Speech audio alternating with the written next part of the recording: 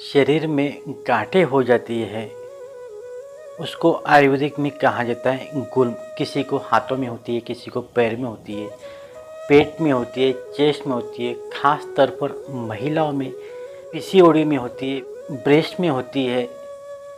तो इसमें आयुर्वेदिक में किस तरह से इलाज है वो आज देखेंगे, और गांठें क्यों हो जाती है वो भी देखेंगे। गांठों के विषय में आचार्य चरक जी कहते हैं, शरीर के अंदर की अगर वायु बिगड़ जाती है तो गांठों की उत्पत्ति हो जाती है। ये वायु क्यों बिगड़ जाती है? हम हमारी शरीर के वेग को, आवेश को रोकते हैं। कहीं अगर ज़्यादा भूख लगी तो हम उस जगह पे एक आधी बार अगर पानी पी ले तो शरीर के अंदर की वायु प्रकोप बिगड़ जाता है। इस कारण भी गांठें हमारे शरीर में आ जाती है। जब ये गांठें छोटी हो तो कुछ प्रॉब्लम नहीं है, लेकिन जैसे जैसे ये गांठें बढ़ जाती है और शरीर के हर जगह अगर आपको दिखती है तो इसमें दिक्कत आ जाती है। जब तक गांठ है, जब तक हम उसकी बायोप्सी नहीं करते, कोई सर्जिकल नहीं करते, तो वो कैंसर में कन्वर्ट नहीं होती है। अगर उसकी हमने जांच की तो वो कैंसर में कन्वर्ट होने को टाइम नहीं लगता है। शरीर के अंदर की गांठों को कम करने के लिए पंचकर्म में अपना विरेचन सबसे ज़बरदस्त एक कर्म है, वो हर इंसान को करना बहुत ज़रूरी है। इससे क्या होगा कि अपनी शरीर के अंदर की जितने भी टॉक्सिस है वो इकट्ठा नहीं होंगे छोटे आंतड़े में। बड़े आंतड़े में टॉक्सिस अगर जमा हुए और वो संगठित हुए तो वो गांठों का रूप ले लेती है, और आगे जाके अगर वहाँ पे ऑक्सीजन फ्लो नहीं होता है तो वही गांठें कैंसर में कन्वर्ट होती है। तो खास तौर पर आपको ध्यान में रखना है कि अपने शरीर के अंदर किसी भी तरह का मल को इकट्ठा नहीं हो देना है। उसके लिए पंचकर्म करना आपको बहुत ज़रूरी है। 2 महीने में एक बार विरेचन भी करना ज़रूरी है, या हर महीने में एक बार आपको विरेचन भी करना ज़रूरी है।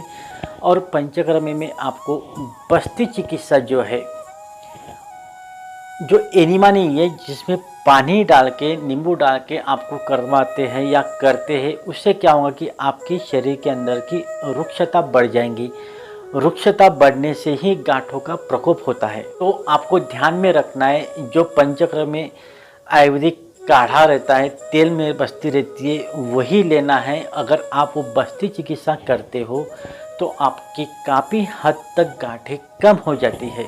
अनुसंधान के आधार पर नोबेल पुरस्कार 1931 साइंटिस्ट ओटो बर्ग का कहना यह है, अगर जहां पर ऑक्सीजन की मात्रा भरपूर प्रमाण पे है वहां पे कैंसर रह ही नहीं सकता है। तो इसका खास सीधा सीधा ये संबंध है, आपको डीप ब्रीदिंग करना बहुत ज़रूरी है, आपको रनिंग करना बहुत ज़रूरी है, आपको चलना ज़रूरी, यानी जिस भी तरीके से अपने शरीर के अंदर ऑक्सीजन की लेवल आप बढ़ा सकते हो तो आपके शरीर के अंदर कैंसर के सेल्स रह ही नहीं सकते। कैंसर के सेल की ऑटोमेटिक की डेथ हो जाती है।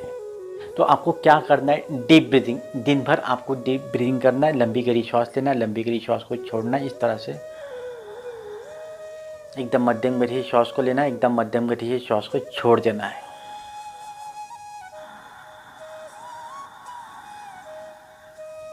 यानी सीधा सीधा जहाँ ऑक्सीजन की मात्रा भरपूर प्रमाण में होती है वहाँ पे कैंसर सेल्स टिक नहीं सकते। और दूसरा नोबेल पुरस्कार 2016 में जापानीज साइंटिस्ट हिशिमेरी ओसोमी को मिला है। वो कहते हैं कि डेली 12 घंटे आपको फास्टिंग करना है और हफ्ते में एक दिन पूर्ण रूप से फास्टिंग करना है। उस दिन पानी के अलावा आपको कुछ भी नहीं खाने का है। और उसमें डाइट भी फॉलो करना है। डाइट में क्या फॉलो करना है, 12 बजे तक आपको किसी भी एक आधा फल का प्रयोग करना है। उसके बाद चुकंदर, टोमेटो या किसी भी आपको सलाद का यूज़ करते हुए, और थर्ड इसमें आपको भरपेट खाना खाना है। और जिस तरह से सुबह करना है उसी तरह से शाम को करना है। इसमें डाइट भी बहुत ज़रूरी है और 12 घंटे का फास्टिंग भी बहुत ज़रूरी है, और डीप ब्रीदिंग ये भी बहुत ज़रूरी है। हर महीने में एक बार तो भी आपको पंचकर्म करना बहुत ही ज़रूरी है। ये अगर आप सब चीज़ें फॉलो करते हो तो आपके शरीर के अंदर की 5 या 6 महीने के अंदर सब कैंसर के सेल की डेथ हो जाती है और आप पहले से नॉर्मल जीवन जी सकते हैं। अगर इसमें थर्ड स्टेज में कैंसर के सेल्स पहुंच गए और फोर्थ स्टेज में अगर कैंसर के सेल्स आ गए, उसका डाइट फॉलो थोड़ा चेंजेस है। उसको जूसेस भी लेना बहुत ज़रूरी है। किसी भी चीज़ का, किसी भी फ्रूट का जूस लो, चुकंदर का जूस लो, ये जूसेस आपको बहुत हेल्प करेगा और आपका कैंसर पूरी तरह से